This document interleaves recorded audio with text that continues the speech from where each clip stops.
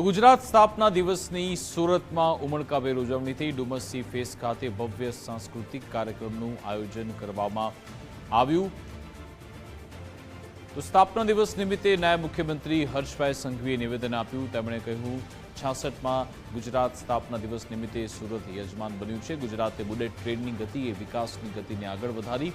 આપણે સૌ લોકો કચરા પેટીનો ઉપયોગ શા માટે ન કરી શકીએ? સ્થાનિક સ્વરાજ્યની ચૂંટણીમાં લોકોએ પ્રેમ આપ્યો। સામાજિક દૂષણ દૂર કરવાની દિશામાં કામગીરી કરવાની છે। 1 મે 1960 ગુજરાતને એક અલગ રાજ્ય તરીકે ઓળખ મળી છે।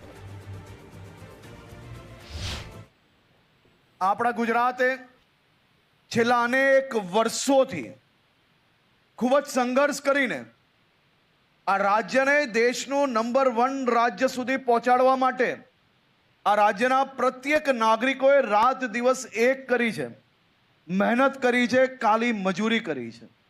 રાજ્ય સરકાર અને રાજ્યના નાગરિકો એક ટીમ તરીકે આપણા રાજ્યને દેશના તમામ ક્ષેત્રોની અંદર આપણે વિકાસની ગતિ એ બુલેટ ટ્રેનની ઝડપે દોડાવી છે।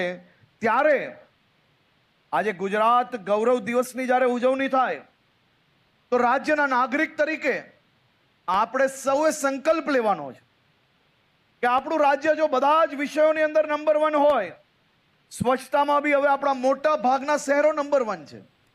આપણે સૌ લોકો આગળ વધી ગયા છે।